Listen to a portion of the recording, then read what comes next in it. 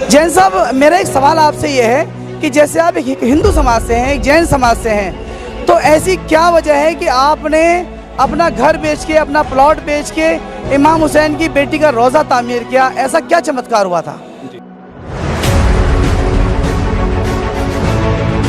जैन साहब, कोई चमत्कार, आप इमाम हुसैन के बारे में कैसे पता चला? आप इमाम हुसैन को कैसे जाने आप?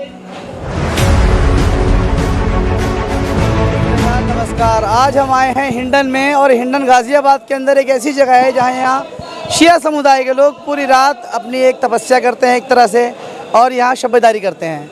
आज हम एक ऐसे शख्स के साथ हैं, ये एक हिंदू समाज से हैं, जैन समाज से हैं, और इनके बारे में इतना कहना काफ़ी होगा कि इमाम हुसैन के इतने चाहने वाले हैं कि इन्होंने इमाम हुसैन की याद में अपना मकान बेच दिया, अपना घर बेच दिया, और घर बेच करके इमाम हुसैन की बेटी का रोज़ा बनाया, और वहाँ पर एक बहुत बड़ा प्रोग्राम किया, मजलिस मातम, बहुत अच्छा प्रोग्राम किया इन्होंने, और पूरे हिंदुस्तान से अच्छे अच्छे लोगों को बुलाया, हर समाज के लोगों को बुलाया, हर धर्म के लोगों को बुलाया, क्योंकि इनका कहना है कि इमाम हुसैन अलैहिस्सलाम किसी एक धर्म, एक मज़हब की प्रॉपर्टी नहीं है, एक धर्म, एक प्रॉपर्टी, मज़हब की जागीर नहीं है।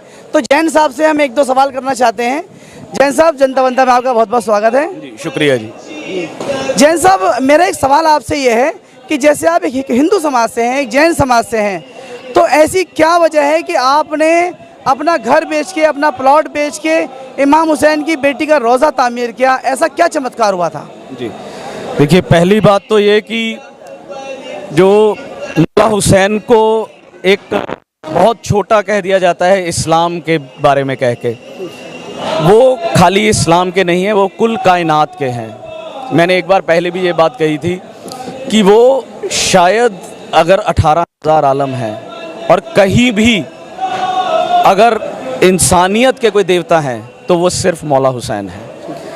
और उनकी बेटी शहज़ादी सकीना सलामुल्लाह अलैहा का जो रोज़ा मुबारक बना है वहाँ पर, अगर उसके लिए मुझे खुद को भी बेचना पड़ता तो मैं पीछे नहीं हटता, क्योंकि वो मेरी निस्बत है, मेरी अकीदत है, मेरा विश्वास है, जिसके लिए मैंने, जब उनकी ज़री मुबारक बनी, जब वो रोज़ा बन रहा था, मेरे पास पैसों की कमी हुई उस वक्त, तो मैंने उस वक्त जो प्लॉट पड़ा था उसी वक्त बेचकर उसको पूरा किया था।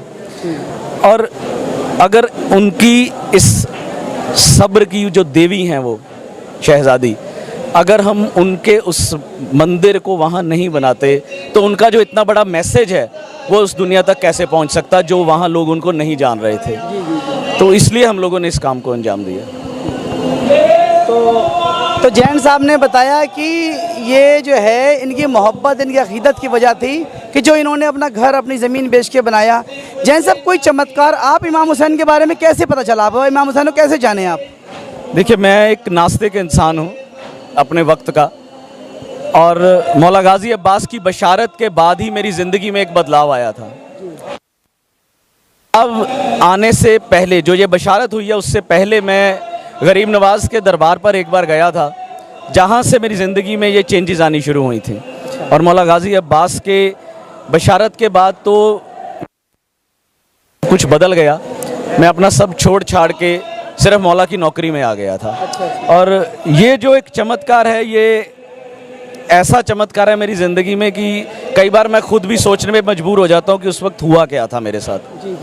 कि एक ऐसी रूहानियत, एक ऐसी, मतलब वो कशिश थी उन अल्फाजों में जो मुझे सुनाई दी हैं, कि मैं उन अल्फाजों के पीछे ये कह सकते हैं कि लब्बैक कहता हुआ निकल पड़ा। अच्छा। और आज आपके सामने हूँ। क्या चमत्कार हुआ था? कुछ आपको आवाज़ आई, कुछ सपना आया, क्या चमत्कार था? बेशक आवाज़ थी, चेहरा तो नहीं था मेरे सामने, और उस आवाज़ के जो अल्फाज थे वो मैं आपको बता देता हूँ कि चले आओ मेरी तरफ, चले आओ मेरी तरफ। जी।